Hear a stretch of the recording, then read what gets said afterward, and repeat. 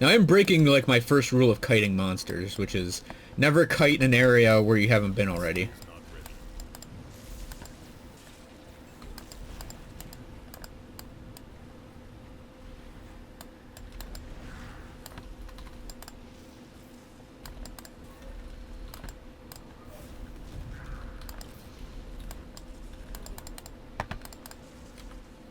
Okay, running away again. Let's go back up these stairs.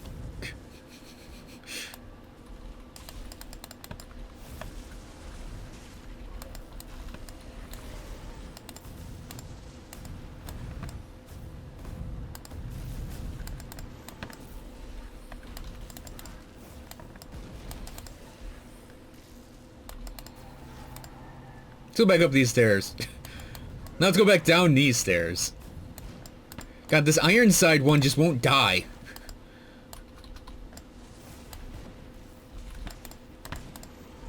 Oh, it was a Rage Hulk that was chasing us.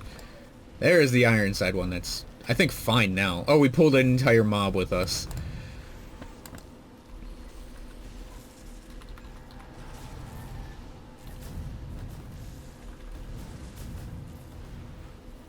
That skill's not ready.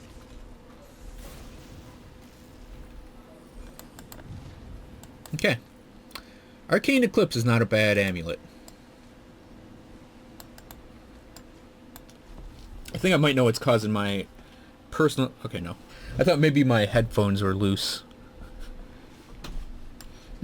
Could just be a little bit of glitchy audio with the game right now.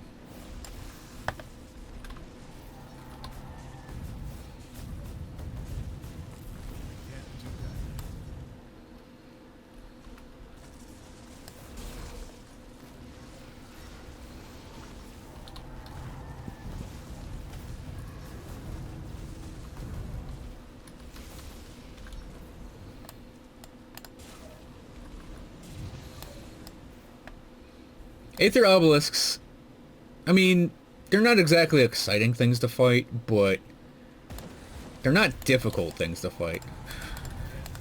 Pretty much just sit there and let you do whatever to them.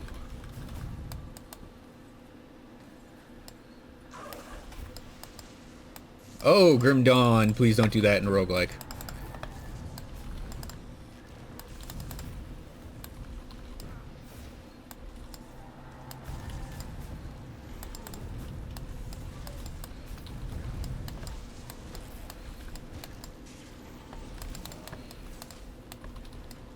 And I hope everyone's fine with me, like, using this tactic to fight Flesh Hulks. AKA, run away. Run away and don't get hit a lot by them. Because it's basically the same fight over and over again whenever they show up. Because I am making no bones about it. I am going to run away from every Flesh Hulk I find, so I can kite it through all my crap.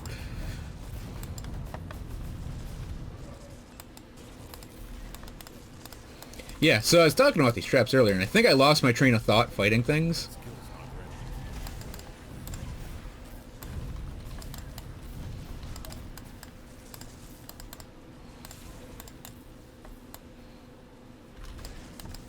That skill's not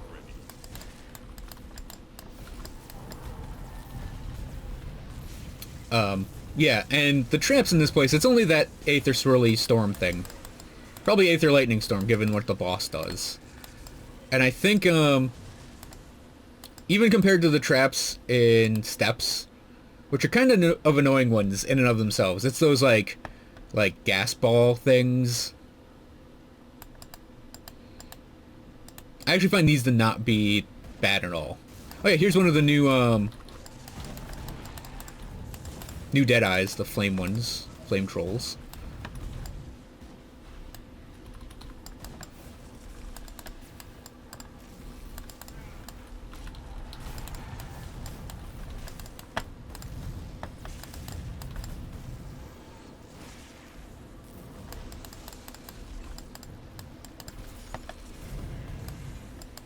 I mean, the hero died faster than the Flesh Hulk did, and I wasn't even targeting the hero.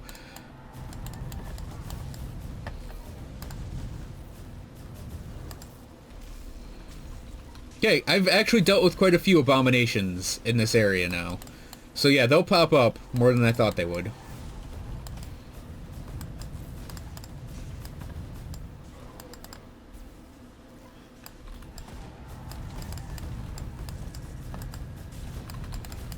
Luckily, they're nice and crowd controllable too.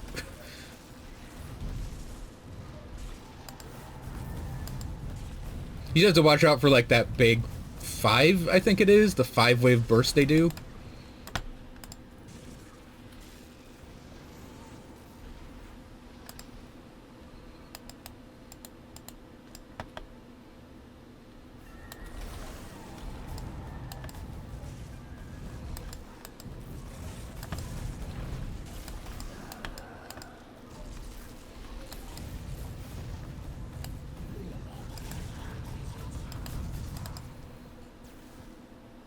Okay, here is the other challenge room, I guess you would refer to it as. So I'm going to point this out on the map in case I don't survive. Um, the way you want to go to get to Newtown is it's like right here. Or Hightown. I don't remember. I think it's Hightown. There is a portcullis gate about right there. So you can pretty much come from where we enter, which is down here, and make your way around. You can skip the flames, because this path goes up here as well. And then there's a door, like, somewhere over here that you go through. I mean, I want to survive both these places, but sometimes... Oh, jeez!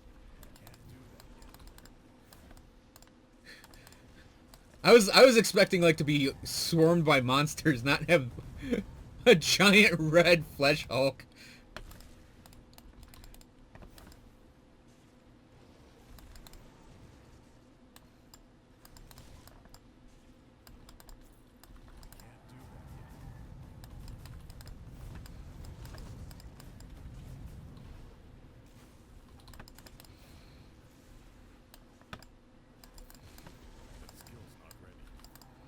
Oh, I see how this is gonna go.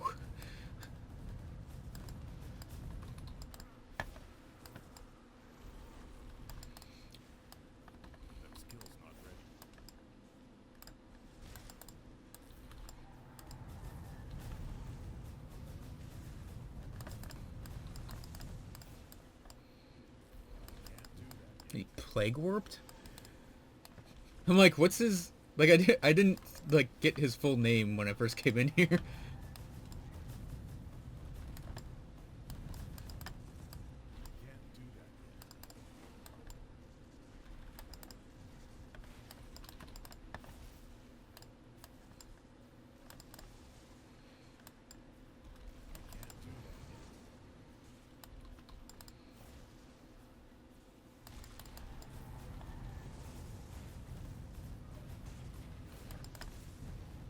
Got him. Oh, okay. He has a lore piece, too. That actually wasn't that bad. Is there anything else in here? I don't think so.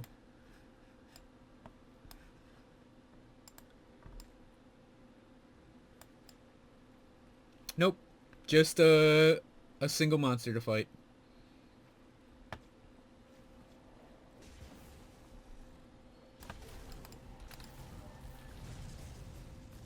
Now, I actually didn't go through the river at all my first playthrough here, so I don't know where this dumps us out. Is it just down here? Now, that's kind of convenient, actually, because we want to go back up here. Because, yeah, here's the door, like I said, to the next area. There's a little corner we could explore, but I don't think there's anything down there. Okay, so Hightown. Rude. So Hightown, much like Old Town, is very, very cityscapey. But even more so. This is what I actually really like about this dungeon, is how unique the environment feels. Because even in Grim Dawn, like, we fight in Burwich, but we don't really fight in a highly developed area, because Burwich is, you know, it's like a big town. It's big, it's town, but it's not like really big. It's not like really developed. And you kind of get a little of it in Darkvale too, but Darkvale is like a mountain town. So it's kind of, you know, a main street with like, it's like that winding main street, and there are a lot of buildings. I wouldn't really call it urban. It's like mountain path urban. You know, it's a mountain town.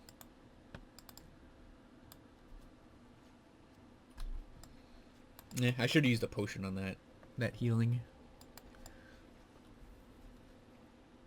But I really like that Valbury feels like a big city.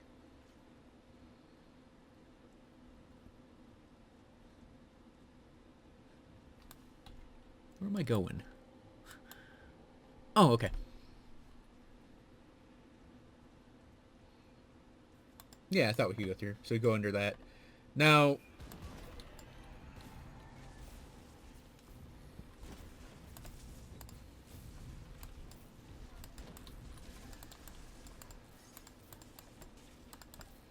yep, we'll do our draw the Flesh Hulk away thing.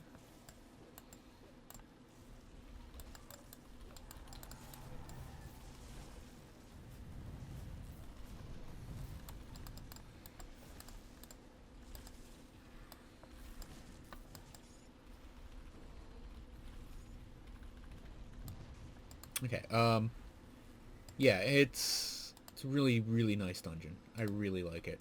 So we got another one of these guys to deal with. Now, your Grod is the one to look for, if I'm going to be honest here. The reason it's the one to look for is because of its infrequent.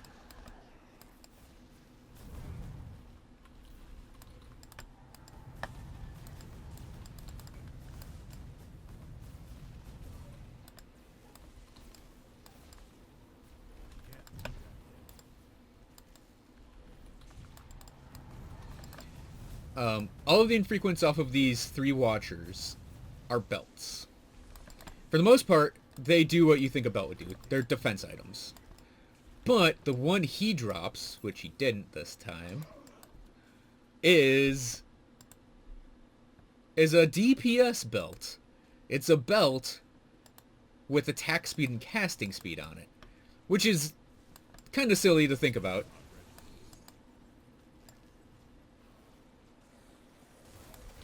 But it makes for an interesting item, because if you roll a good pair of suffixes, or affixes, a prefix and a suffix, you can get a really fantastic piece of kit off of it. Now we actually, oh, god damn you, double goddamn you.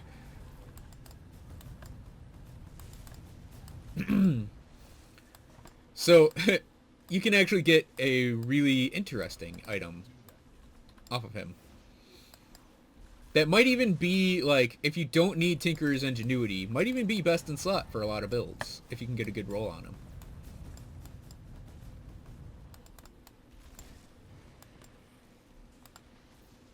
Ugh.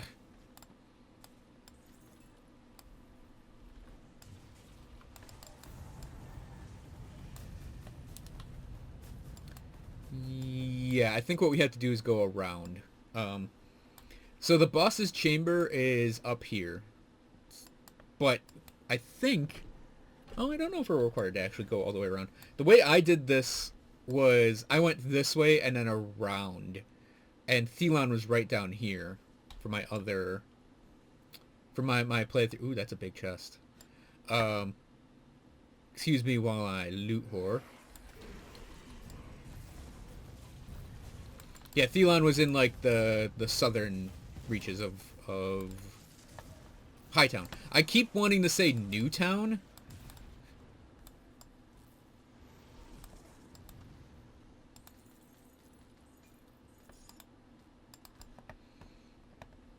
Not Hightown. So that's why I have that little pause where I'm like, what's the name of this place I'm going through again?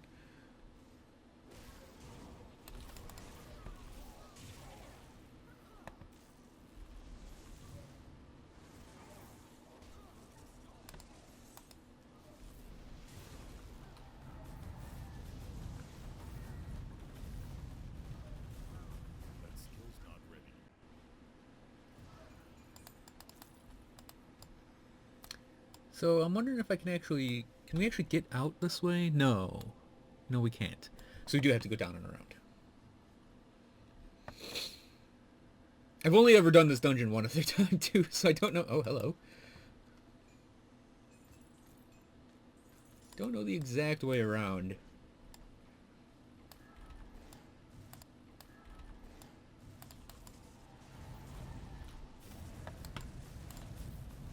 That skill's not ready.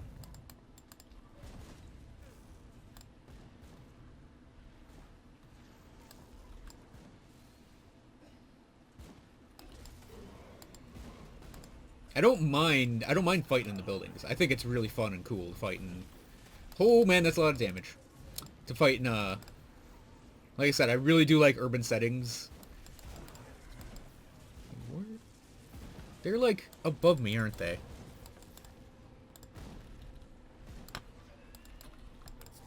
Yeah, there's stairs right here. Okay. I believe that was my ring terrifying them.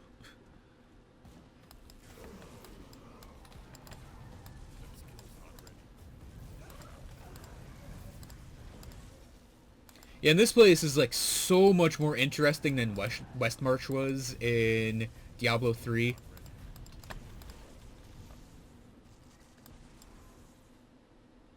I'll leave that food ration in case I come back.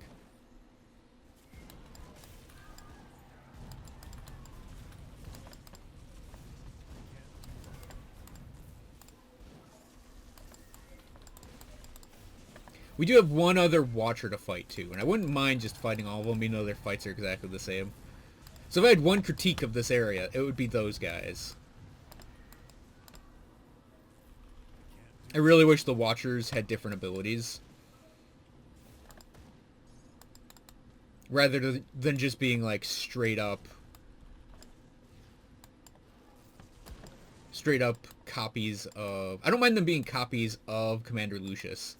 In fact, at this point in Grim Dawn, I expect to see like lesser versions of bosses as sort of like hero spawns. Yeah, here's the last Watcher.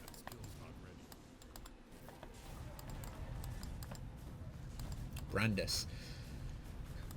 So I actually kind of expect this to happen, where we get, you know, bosses showing up again just as lesser versions of themselves. Because that's kind of what the Reanimators are. Because the first Reanimator you fight is like the first boss of the game in Burial Hill. So, yeah, all Reanimators are technically lesser versions of bosses.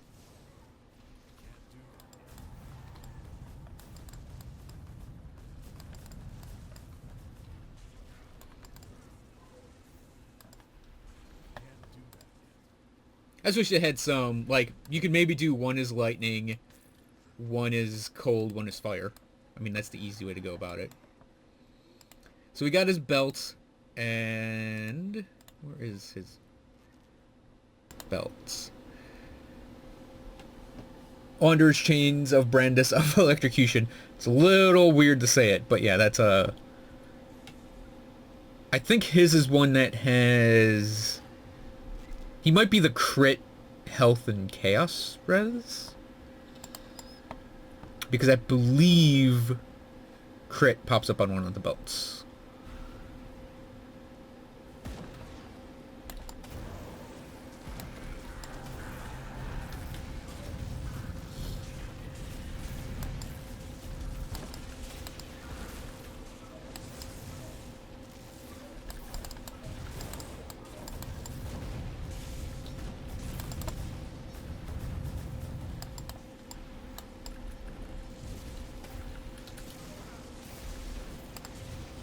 That skill's not ready.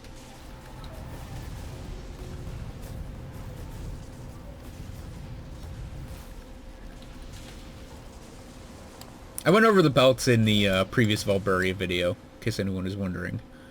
And the cleaver you can get out of this place. And I even looked at the boss's gear. That's kind of why I'm doing this with the Meteor Druid as well. I'd like to get his weapon for this guy. We finally have a legendary weapon that might be worthy of this character. Because up until now we've been using an epic. We've been using Progenitor. Just because it's like a surprisingly solid epic for a druid. I mean, it's because it's +1 to all skills essentially.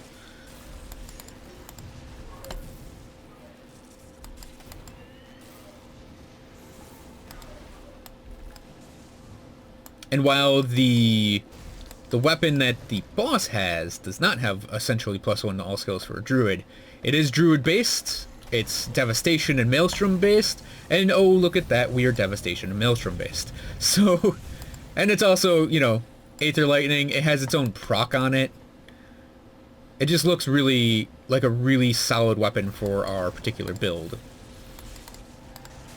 We just need to acquire one.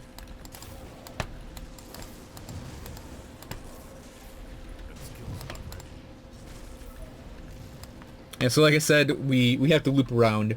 So this is the bridge that we went under at the beginning of Hightown.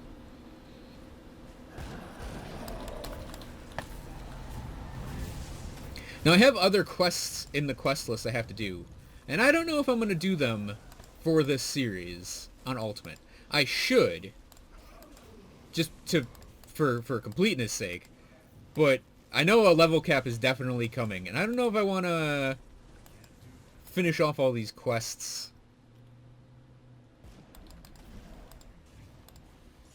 right now. Like, I kind of want to maybe save them, or at least save the turn-ins.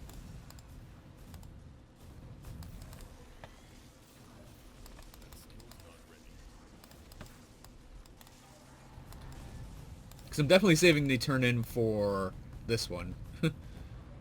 I mean, we'll just say it right here. You just go back to Honesty and give the head to her. That sounded vaguely dirty.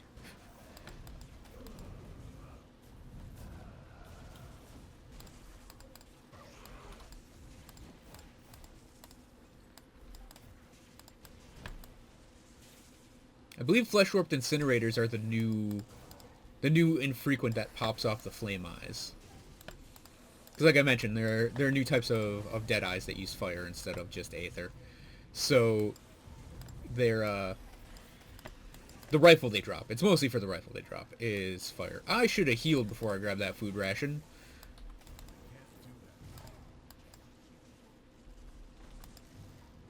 Yeah, it's not like I have a bajillion potions. We're almost there. We got a little bit more to chew through. I think we just have to go through here now.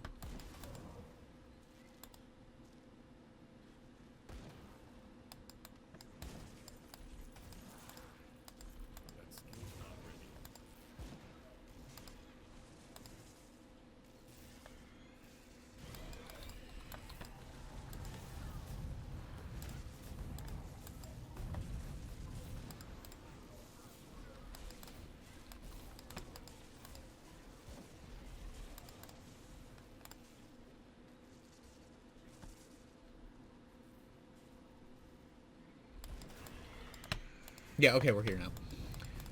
It's just to my left, so we just have to kill these things, and then we'll go in. Now the boss has some pretty interesting mechanics.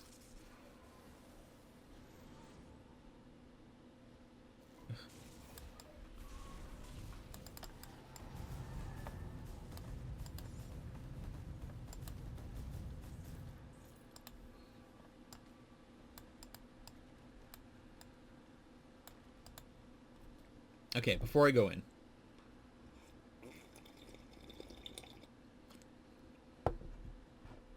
Perfect. Gotta take that sip of coffee. Let us pop the... Why do I not have any?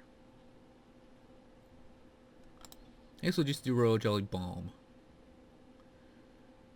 For a little extra sustain. So, first thing we're gonna look at. His chamber is really tiny. And there are 3 things in here. So, we have Councilman, stop targeting the main guy. Okay, we have Councilman Garl, and we have Councilman Halos. And they all have unique abilities. Now, the thing about this fight is that's really interesting is this sort of overarching mechanic that the main boss has. If you kill his two little guys here, what'll happen is he'll gain their abilities, or at least some of their abilities, because what'll happen is the guy will die, and you'll have, like, these crystals pop up around Von Aldrich. And he'll start to use some of the abilities of the Councilman. Now, I don't know which is better in dealing with this this fight, to kill the Councilman just outright, or to just deal with fighting three things in this tiny confined space.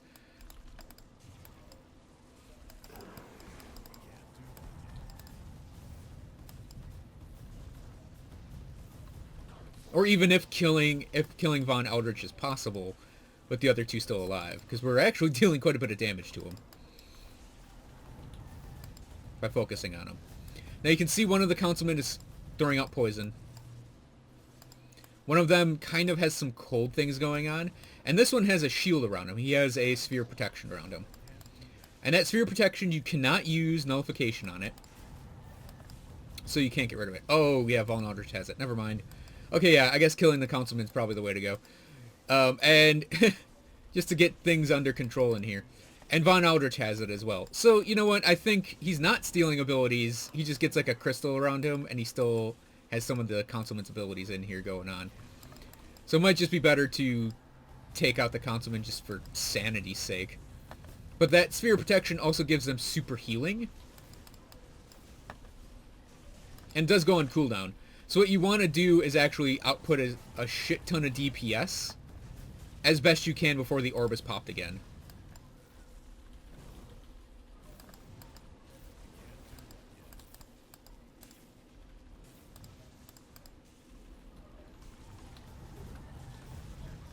Okay, there we go. Yeah. Okay. We killed Von Eldritch, and he still has a councilman around.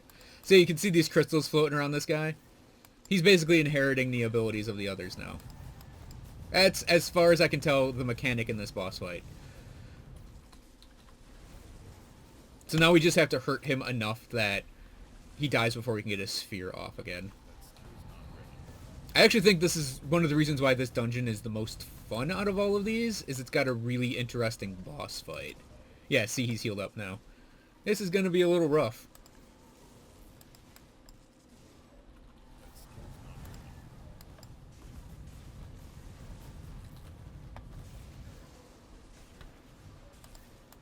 Okay, you can put the sphere down now. Please, thank you.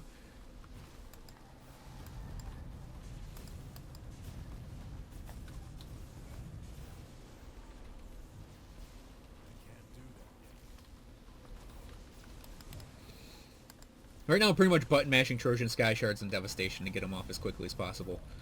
Just to there we go. So everything's dead. Now, I was told there's an NPC back here somewhere. Or maybe it was in a house somewhere in the city itself. And I'm actually going to go look for that before I leave. And we got our 3 treasure chests.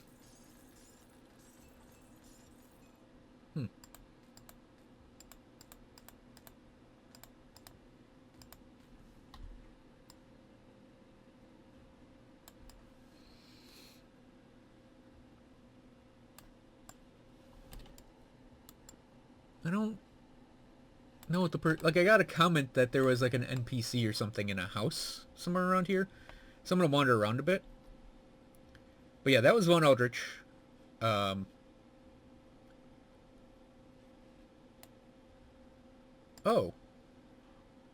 Okay. Eldritch Private Court? Okay. Let's see. Katrine.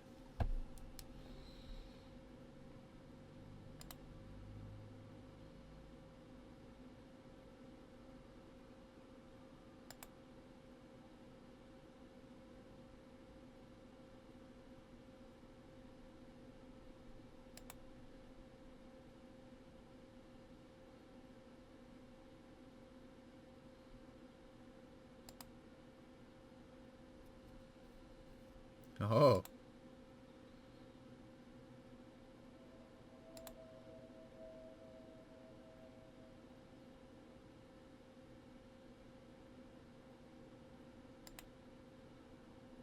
Interesting. Did we just get a hook? I think we just got a hook going on here.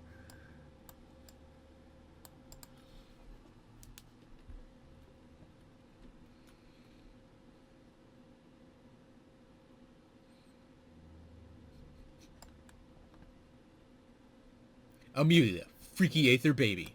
The next boss fight.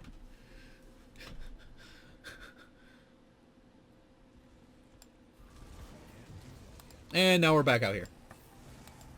So that was the Port Valbury roguelike. Let me get the hell out of here so I can actually talk and concentrate on talking. So that was the Port Valbury roguelike dungeon. I think it's my favorite. It's got a really unique setting. The mobs are manageable, and the traps aren't obnoxious. Also, you can see, unlike in Bastion of Chaos, where everything is black and red. It is really difficult to just see where you're going. So I really like that dungeon. I'm probably going to run it a bunch of times to try and get the weapon for this guy. There's an epic version and a legendary version. And, I think that's not going to be it for this playthrough. I'm going to go get the Sacred Ashes and do the Origin of the Sloth. So we have 2 more videos of this series I thought was done a long time ago. But also, the expansion is coming out. So for the expansion, I'm either going to start an Inquisitor and basically replay the whole game, including expansion content, or take this guy and run him through the expansion content. Haven't decided how I want to go about that yet. I know some of the older playthrough videos have, like, lesser quality. And, I mean, we have our new Meteor microphone here. And if the quality on this audio turns out really good, or just is an improvement, I'd maybe want to go through and make sure it all sounds the same, too. So, the playthrough may get a redo, just to update it. Or it might just get a complete restart. Or not. I haven't decided yet. We'll see in the future. So thanks for watching, everyone. I hope you guys enjoyed this video, and I will see you guys next time.